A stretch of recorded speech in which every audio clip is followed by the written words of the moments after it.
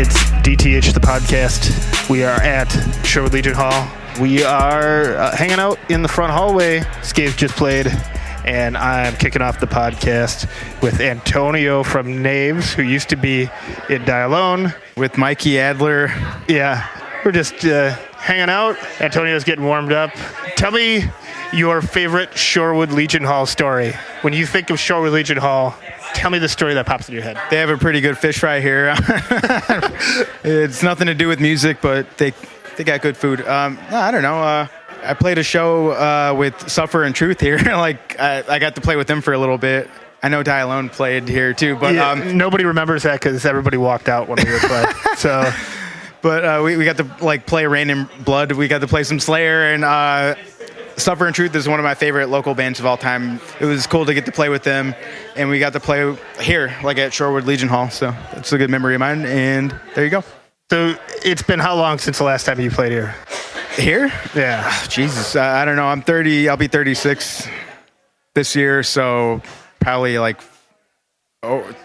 10, 15 years or something like that. Man, thanks for it. Should be called the You're Old podcast. We're here to remind you how old you are podcast. Hopefully the next person I talked to was 19 years old and was 3 and the last time you played here. Just in case, that's exactly how it felt when we first started talking to these guys, and they were like, we had a show and there was a 16-year-old that started puking outside of our show, and I was like, there's a very solid possibility that that person didn't exist the last time that we were all in a room together. Yeah, probably. Yeah, it's been that long. Just talking about it makes me feel really old, so I'm glad. Well, that's a great way to kick it off. Yeah.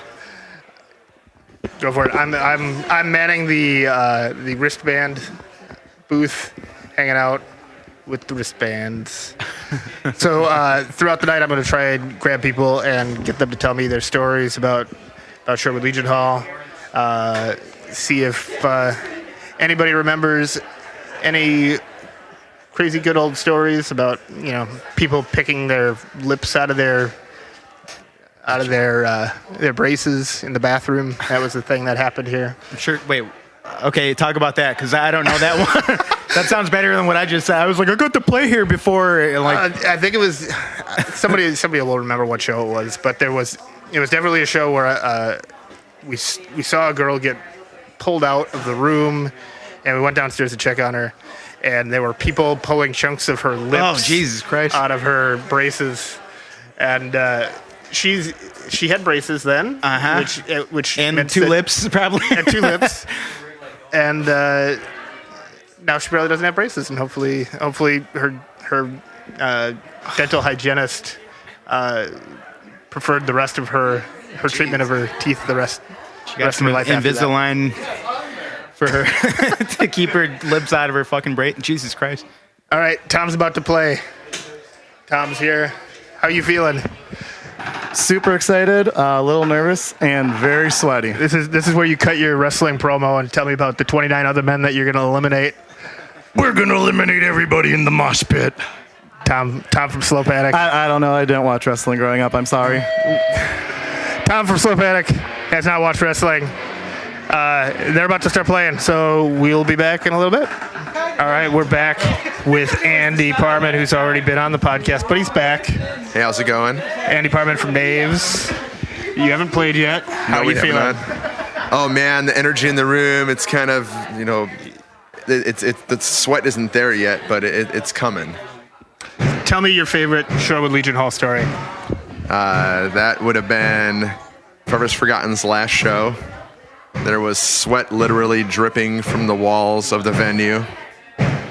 That was probably one of my favorites. The first time Amora Savant played here, we were opening for a band called Horse the Band, and we were trying to hold off so that way the band could play, and because they were running super late, and we held off for an hour, I think. Finally we played, and then they ended up showing up 2 hours after that. It was something ridiculous. I don't remember how that went down, but How long has it been since you've played in this room? 13 years ago. 13 years, 4 days, You have like down to the hour. Oh no, I don't. No, He's pretending not to know the exact fucking minute he left here last time. no. That's the last time I remember. I remember bad shows. We'll talk about some bad shows. Yes, tell me about a band. So show. for a while, I thought that a show was going to be very successful if Michael Adler made the flyer for it, because the better the flyer looked, the better the show did. I'll tell you right now, I've done flyers for really bad shows that did not do well. And this is one of them. So there was a show. It was a Monday night.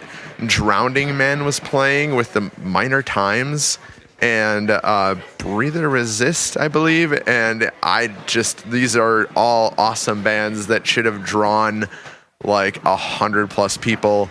There were guarantees that had to be met, and there was literally 15 people here, and I was walking up to people asking them to pay $20 instead of the suggested $7, so you can try to pay the bands. That's So my question. Hopefully there's 40 people that remember being at that show now. My question to you, Mikey, is why didn't you make a better flyer? I don't even remember what flyer I did for that one. Just wrote on some printer paper with the.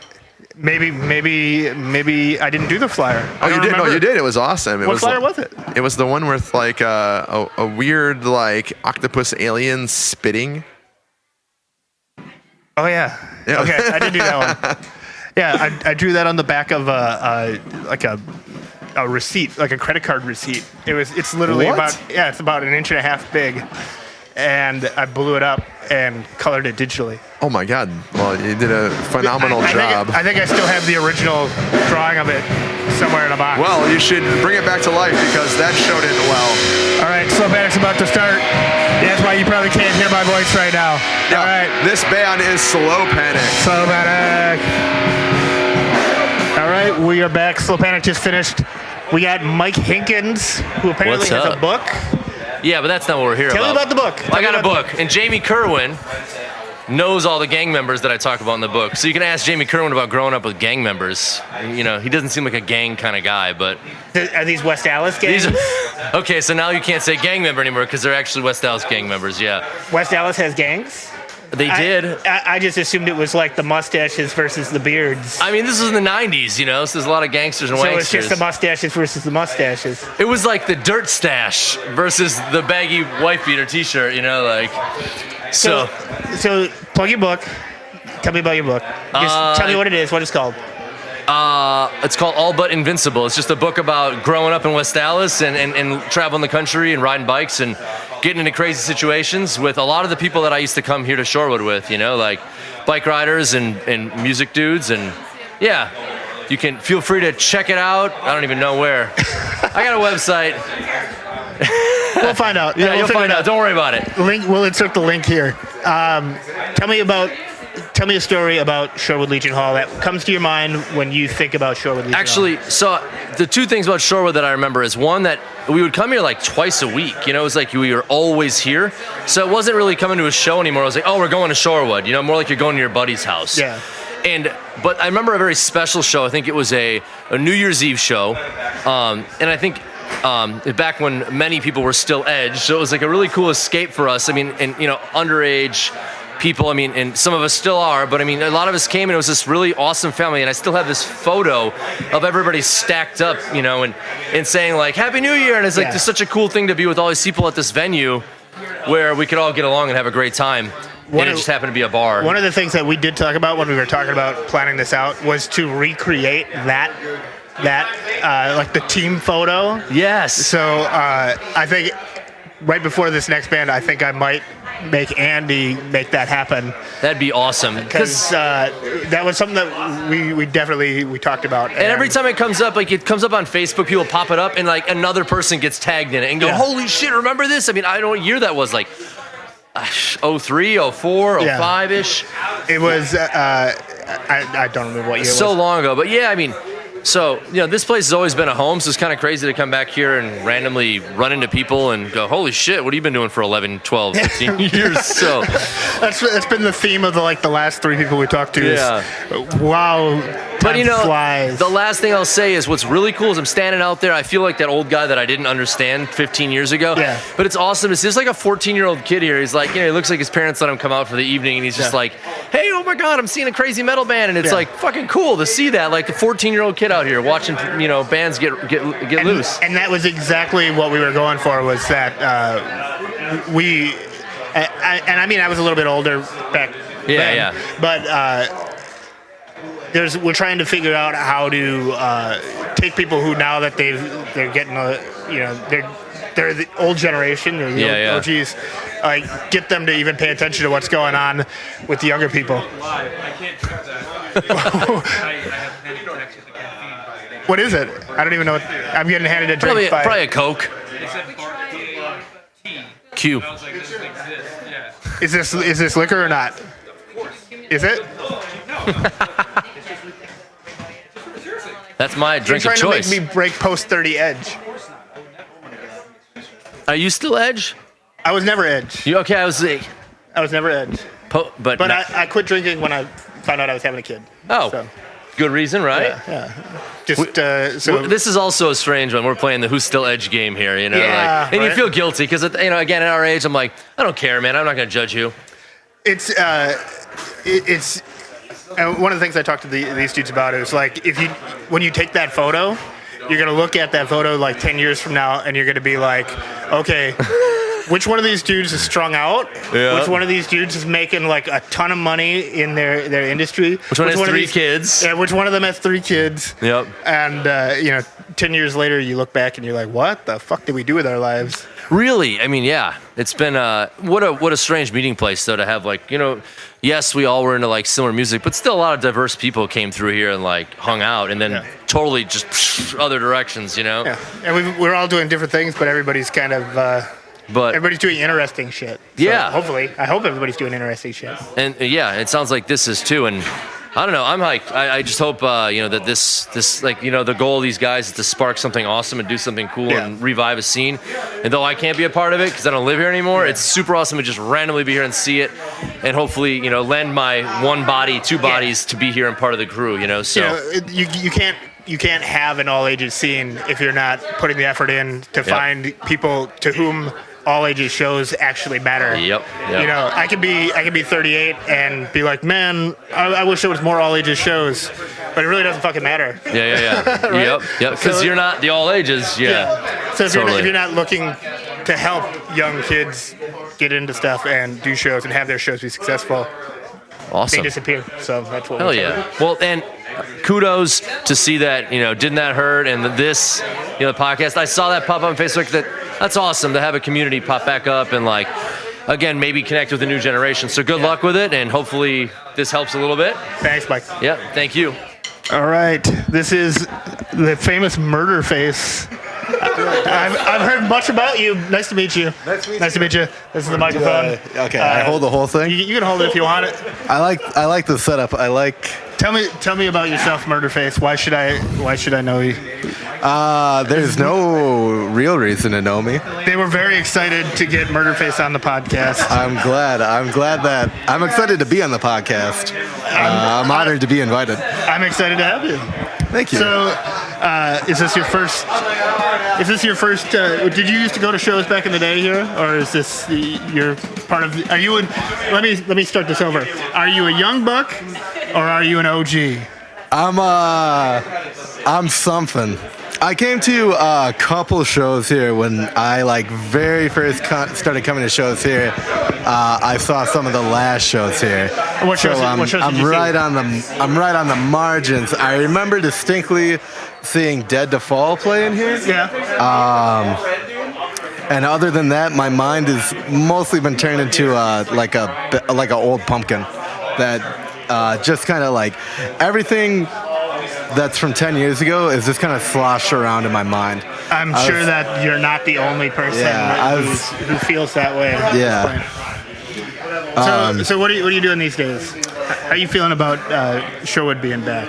I'm really excited about it being back because we've definitely been, I think, hurting a little bit for a solid all ages venue, and there are a lot of people who've been picking up the slack with the house shows, which is great and a really good time.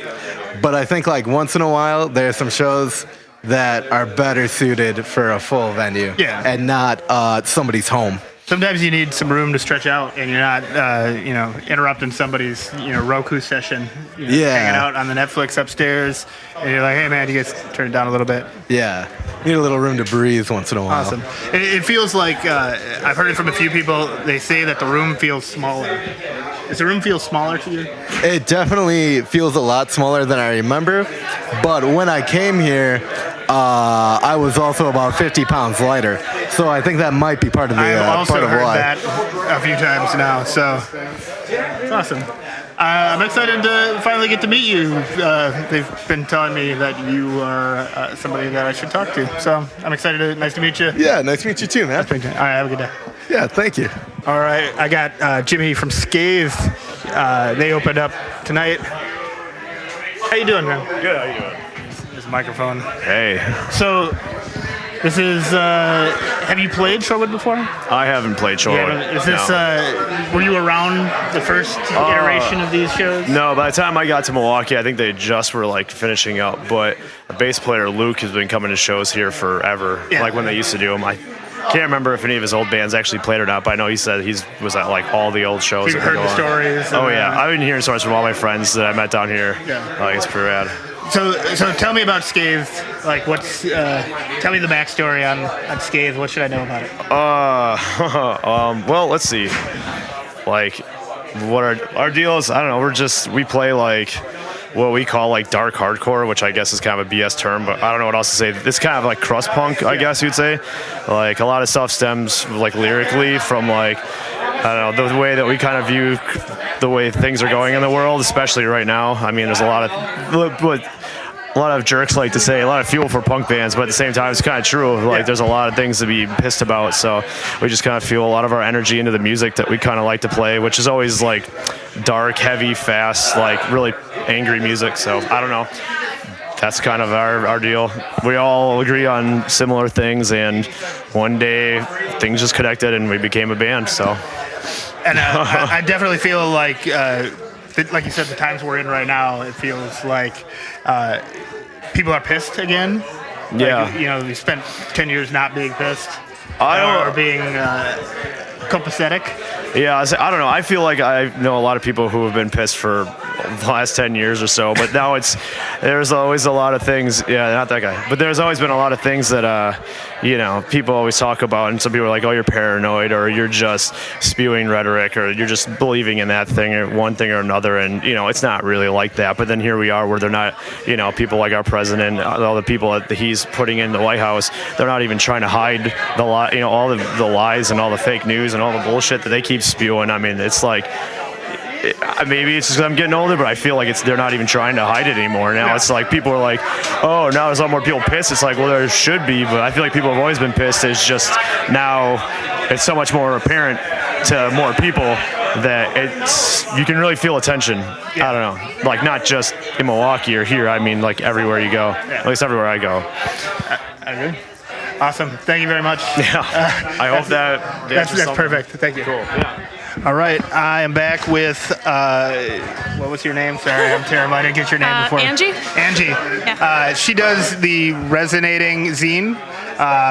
There's a copy right here in front of me that has interviews with Karma, No Victory, Shattered Realm, and Spine. This is awesome. Thank you.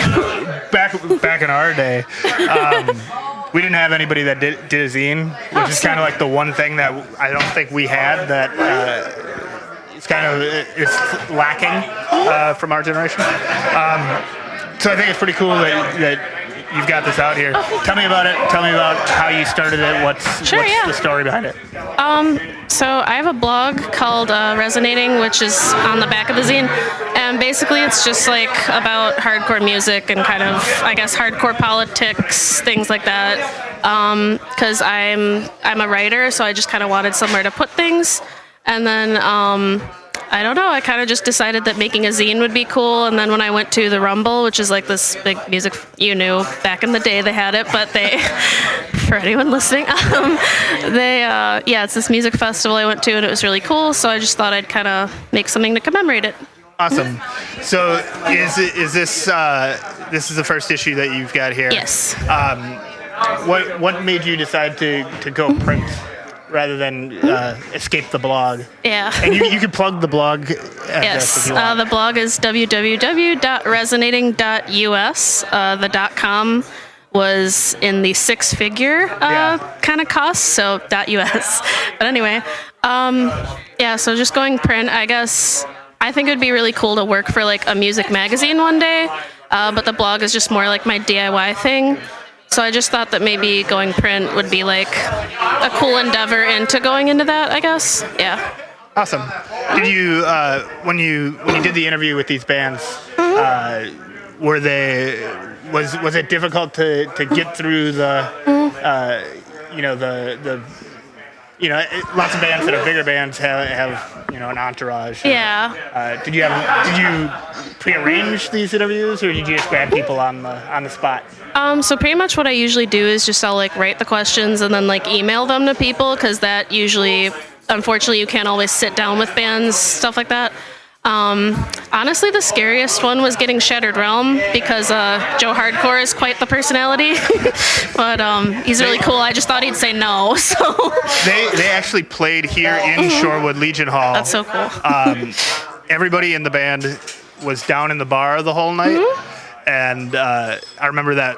I don't remember if it was the guitar player or the bass player had like implants in his arm. Yeah, those are intense. And I was like, at the time, I knew a lot of people that did that sort of thing. So I was like, oh, do you know this guy or this guy that was from their area that did it?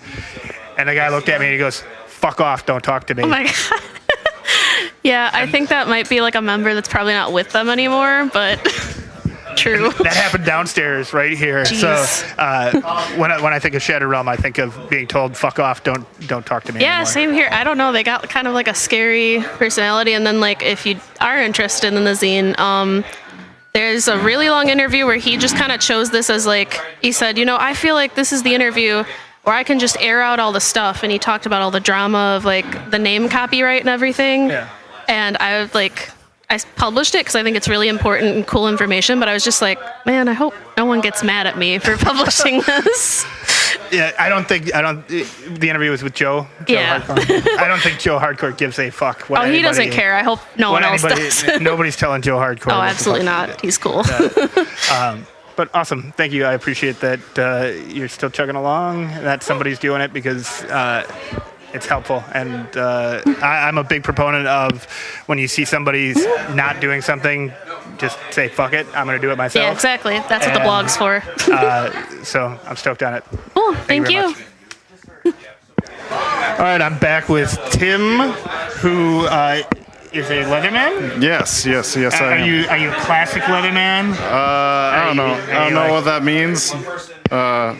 But not like the bondage stuff. No. If that's what you're getting at. So Tim is 29, which puts you in that weird spot right between OG and Young Buck. Yep, definitely. So how does it feel to be in Shorewood Legion Hall? Are you an OG who used to come here back in the day? And now you're reliving your past, or is this Not quite. I moved to Milwaukee about a year ago, and I'm actually from Fargo, North Dakota. But used to help run a venue there called the New Direction. It was like an all ages DIY spot. Yeah. That was fun. It ran for like 6 years, but once it closed, then I was like, time to move to Milwaukee, and it's nice to see so many people come out to a show. So going from Fargo to Milwaukee. Yeah. I used to tour with the band Cross Me and just do their merch and stuff. Yeah. I booked a show for them on their first tour, and then they just liked me, I guess. So they took me out and let me do merch for them. You were a charmer. Yeah, and then I figured it's time to move. Might as well move to Milwaukee where everybody's at. And awesome. So you do other work. What's your What's your specialty? I usually do like small key clips. I sell those a lot, like small, minimalist wallets and like belts and stuff. Small like purses and sissy bar bags. Is there a website or something that people should check out? Just Tried and True Leatherworks Instagram. Type it in, you'll find me. Awesome. Well, I'm happy to meet you. Yeah. I'm disappointed that you're not a bondage leatherman. I think that story would have been pretty interesting. I mean, maybe. But I'm willing to accept keychains as a good second. Who knows what the future holds? You know, I love a good leatherman story, man. Yeah. So nice to meet you. I hope that this isn't the last time we talk. Hopefully not. Awesome. Thank you. Thanks. This is James. James is literally like the youngest buck here. He is the youngest of young bucks. Well, yeah, fair enough. But Milo's here. He's here with his dad. So, how old are you? 14 turning 15 in September. 14 turning 15. Literally, I've had people that I've talked to who say that the last time they were in this room with these other people that were in this room was 13, 14 years ago. Wow. So, what brought you here? What did you find out about this? I saw the poster for this in my local skate shop. Awesome. Which skate shop? Sky High. Sky High. And did you bring any other friends, or you just came out here? I wanted to, but I couldn't contact him in time. Yeah. But you just came by yourself? You're just like, fuck it, I'm going to go by myself? Yeah. Awesome. When I was 14, I was the same way. Mm-hmm. The first time I went to a show all by myself, it was Slayer, Machine Head, and Biohazard in 1994. I was 14. You were -1. So when I appreciate being 14 and just saying fuck it, punk rock. Yeah. So I hope you enjoy it, and I'm sure I will see you around many more times. Bring your friends. Mm-hmm. Cool. Nice to meet you. Yeah, nice to meet you. All right, man. Thanks. All right, I'm back with Ben from Wits End. We sat through 1, 2, 3, 4 bands. Yep. You're back at Shorewood Legion Hall. Do you remember the first round of Shorewood Legion Hall shows? I was too young for that. All I've heard is legends. Legends from back in the day. I started coming around the music scene around 2011. And then pretty much just learned about all the cool shit that happened here and in other places in Milwaukee back in the day. Heard about legends about Robot Mosh Fest. Heard about the days where Veil of Mayan, Born of Osiris were nothing but a local band. Just all that stuff, and it's just really, really awesome to be here and play such an historic venue with a bunch of new bands and a bunch of old bands. It's really tight. That's so.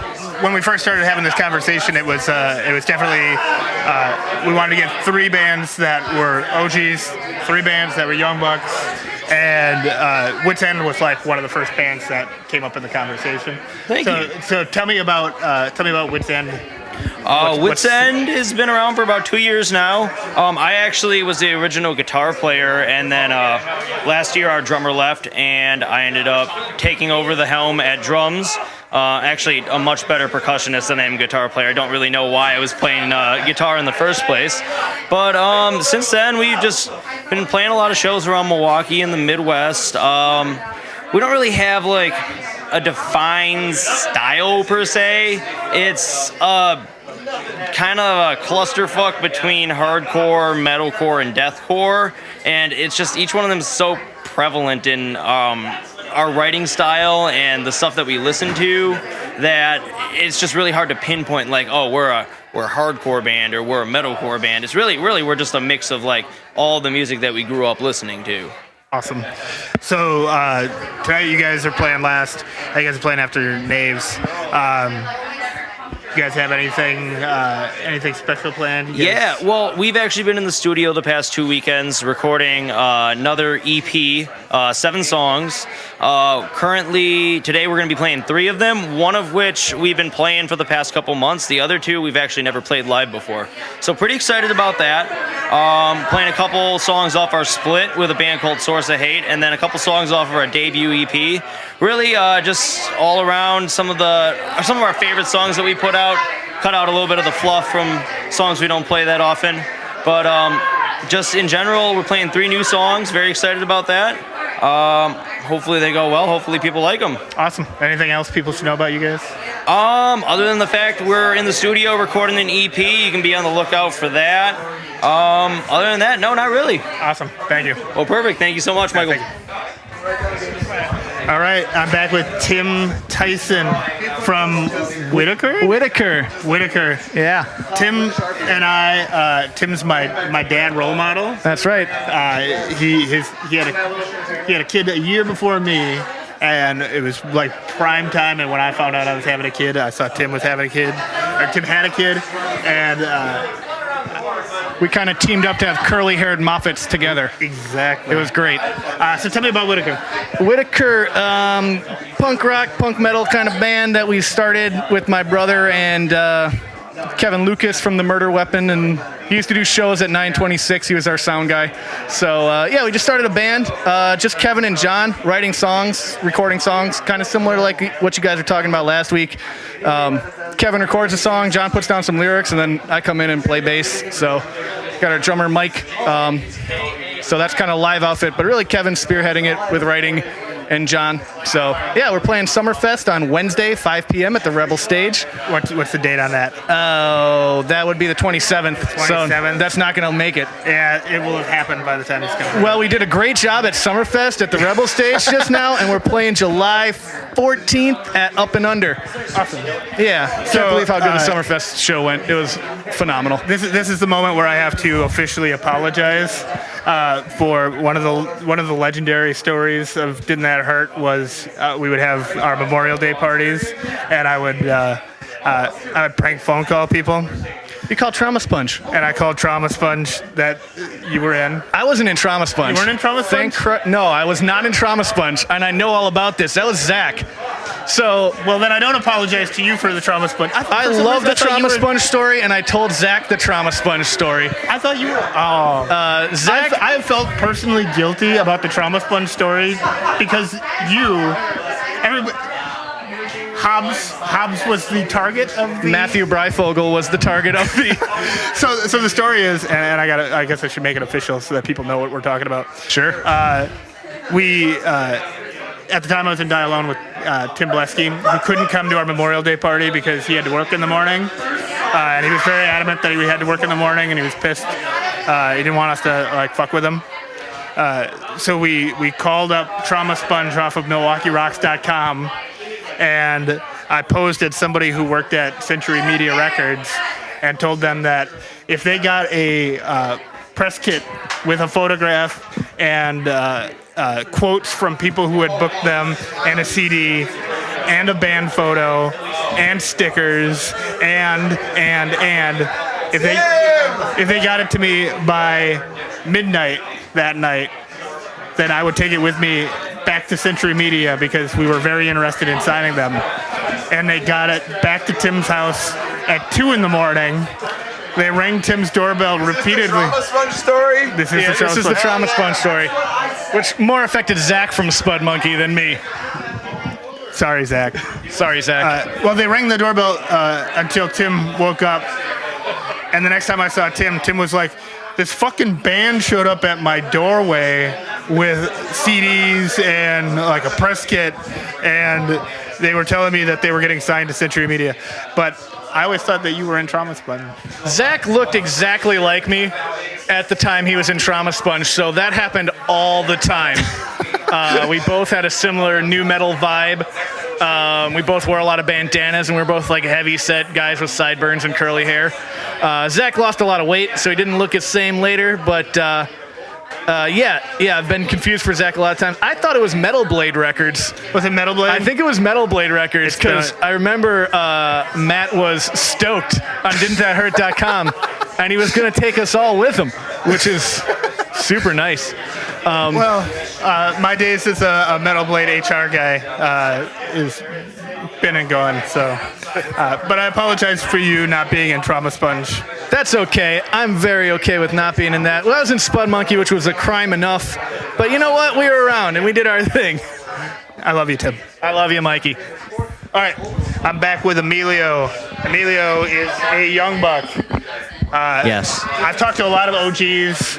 I need to talk to more young bucks. Tell me about how you got into hardcore.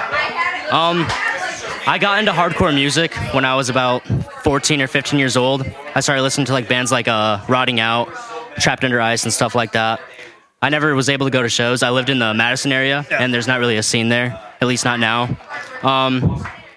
I just kept listening to hardcore throughout high school, and then when I was 18, there was a show in Madison, and I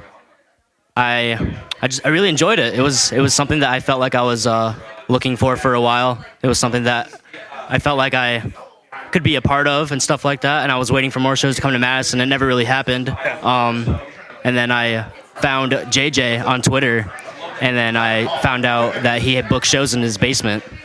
And then I started going to shows there, and then that was pretty much it.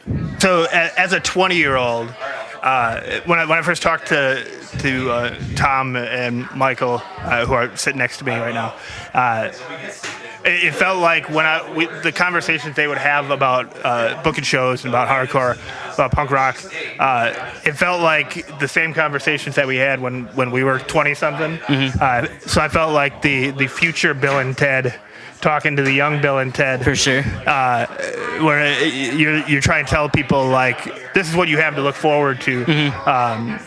So when you're at a certain age, you don't recognize like who in the room, where everybody's going to be in 10 years. Right.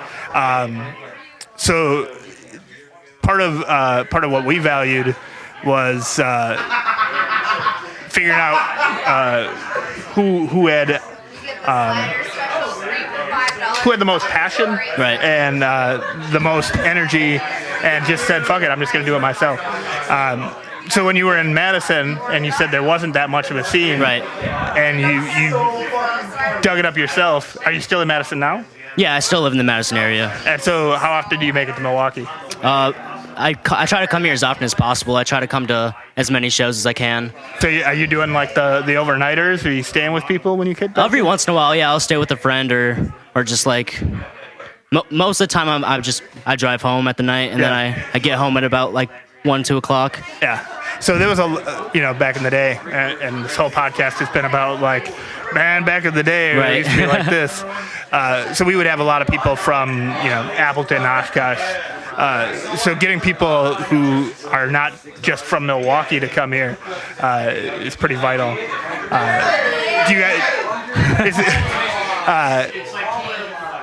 Do you have a lot of people from Madison that you get to come to these shows with you, or is it just... When I first started coming to shows in Milwaukee, I had a couple friends come with me, but they didn't really stick with it. Yeah. They would just I'd ask them to come with me. They would bail after a while, and it's okay. Obviously, it's not their thing, but I still come around as much as I can. So the tough question is, why aren't you booking shows in Madison? Yeah, I've thought about it. I actually have, but it seems like a lot of work. And not only that, but I don't feel like pulling away from this scene. I feel like this scene has something really, really special, and I feel like if I started booking shows in Madison, obviously people wouldn't stop coming to shows here. But I'm planting the seed, Emilio. I'm planting the seed. The next band's about to start, so we'll wrap it up really quick. I expect to see you booking shows in Madison. We'll see. We'll see. People will come. It might be 5, 10 people at first. But that's how it starts. For sure. Build it up. We'll see. Back in the day, we had people in Madison, and it was smaller, but they were doing it in basements just the same way that JJ does it now. Absolutely. So I'm planting the seed. I expect to see some Madison shows with your name on it. We'll see. All right, thank you. Yeah. I'm going to try and sneak this in really quick before the next band starts in. Okay. We have Austin from No Victory. Hello. I'm pointing out many of the conversations that we've had. I started out talking to a lot of OGs, old dudes. You were a young buck. Yes. So what got you into hardcore? I don't really know. I went to my first hardcore show on accident. Yeah? Yeah. I was like 13 or 14. It was at like a Legion, like a gymnasium in Michigan City. It was pretty crazy. It was the Mongoloids and like Donnybrook. Yeah. And it was pretty intense for me because I was like, what the fuck is going on? But it was cool. It was really cool. It's like, because I guess I listened to hardcore without realizing what hardcore was. Like, I was just like, oh, this is heavy. You know? You're from, where are you from? I'm from Northwest Indiana. And that's, you've lived in Milwaukee? Yeah, I lived in Milwaukee for 3 or 4 years, and then I just moved back last week. Just moved back? So why did you leave dishes behind? I didn't leave any dishes behind. He's trying to fuck with me right now. Did you guys have a dishwasher? I put all my dishes in the dishwasher. If he thinks there's some kind of problem here, I don't know. There's no problem. Man, you seem like a cool dude, but I can't respect anybody who leaves dirty dishes behind. I would never do that. I tried leaving nothing behind. I left all my spices in the kitchen. That's all I left. And an empty Sprite thing that I didn't even realize that was there for the longest time. So, you lived in Milwaukee. Yes. You're in Shorewood Legion Hall right now. Yes. I assume that you've heard the stories about this place. I've heard stories, yes. I definitely have. And we actually just played here like last month, too. Yeah. It was pretty fun. Pretty cool show. There are ghosts in this place, I'm telling you. From what I was told, yes. I remember a lot of the older bands from where I'm from used to play here a lot. Yeah. Like the Killer and Blood Out and stuff like that. Blood Out and the Killer are pretty much like legendary. There's like a segment of Milwaukee that is very tied into this. Yeah, I always see like old videos of it too. Like, yeah, we're grainy and we're about this big on YouTube. Yes, like shot with a flip phone, like a razor. And they're like 18 seconds long of one half of a song. Yeah. That's because you know back in the day when you would pull out your razor and try and get if you got more than like a minute's worth of footage on your phone, you ran out of storage. You couldn't make phone calls for like 3 days until you cleared it off. So we had limited technical ability. Or people who have videos of stuff that we did, they're all on fucking VHS tapes. So yeah. But there's a bunch of people, old hardcore heads and stuff like that have like it's their hobby to like restore them and put them online and stuff like that. Kind of like what they do with like paintings and art and shit. They try to just put them digitally. So then, it's weird. Google's like doing crazy shit where they're like taking old prehistoric, not prehistoric, but like ancient cities and stuff like that and recreating them virtually. Yeah. And shit. So that's how I feel about old VHS tapes of hardcore shows. So, plug everything about your band so I get all that in there. My name is Austin. I sing in No Victory. We're playing This Is Hardcore next month. We're doing some shows with Ramala next month too, and shout out Kurt and all my friends. Yeah, but yeah, we're doing a bunch of cool shit. Awesome, so that's cool. Thank you. That's all I really got for you. All right, that's all right. I mean, if you want to talk more, we can talk about VHS cassettes. I get all like. day. I don't know. I've done one interview before this, and it was like for a record. I had to do it because a record was like, "Will this be good for you?" So I was like, "Okay." Yeah. And so I talked about this guy for 2 hours about like weird shit. It's cool because I like the conversations that it doesn't have to be like, "So when's your next album coming out? When's your next shit?" I'm like, I don't know. So I like talking about stupid shit. This podcast is about trying to get people who used to go to shows back in the day to find out about younger bands and to get younger bands. Well, that's awesome. Yeah. Because pretty much that's what we do with the younger people in Indiana. We take them and try to be like, yo, you should check these bands out. Yeah. It's pretty cool. We're trying to expose OGs to the young bucks and young bucks to the OGs. A lot of the OGs don't like to come out anymore. They're getting old. We are working on it, and we're trying to get people excited again. I think that there's a lot of really interesting shit happening. No, yeah. Especially with Milwaukee, because there's always a show. There's always going to be a show, no matter what. So. Awesome. Thank you very much. No problem, man. Thank you. All right, we are back with Amanda Daniels, who is my favorite bass player the city has ever seen. Oh my god.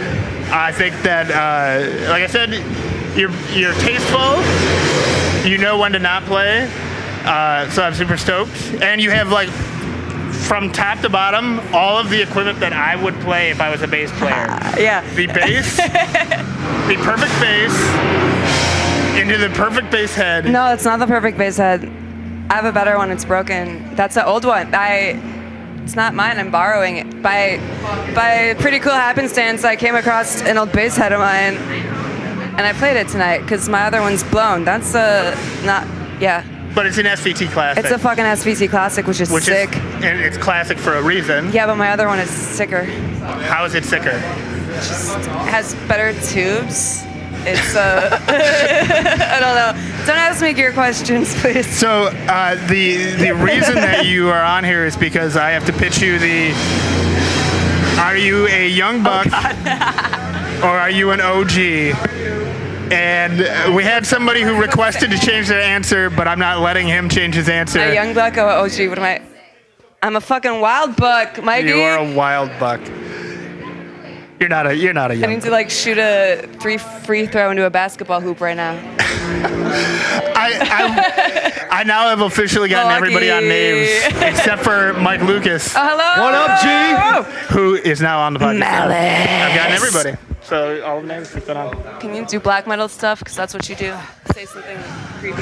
Be creepy. So it can always be edited. Mike Lucas from Names. Michael Lucas, everybody. Better known as Malice. Or apparently there's a Michael Malice ripping me off now. Fuck that shit. So, yeah. Don't Google him. He's not worth a Google.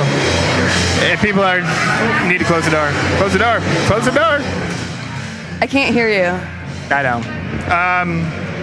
So, yeah, how does it feel? Is this the first time you played Shorewood Legion Hall? This is the third show with Knaaves. This is the first good one in Milwaukee because the first one was all snowed out. We didn't even have a snowball fight. We didn't. Mike and I used to be in a band together.